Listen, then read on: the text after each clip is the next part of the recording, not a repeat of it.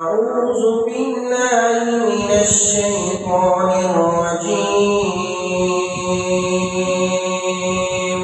بسم الله الرحمن الرحيم. والتين والزيتون وطور سينين وهذا البلد الأمين. لقد خلقنا الإنسان في أحسن تقويم ثم رددناه أسفل سافلين إلا الذين آمنوا وعملوا الصالحات فلهم أجر غير ممنون.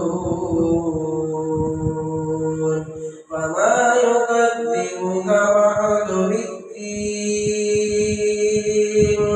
أليس الله بأحكم الحاكمين.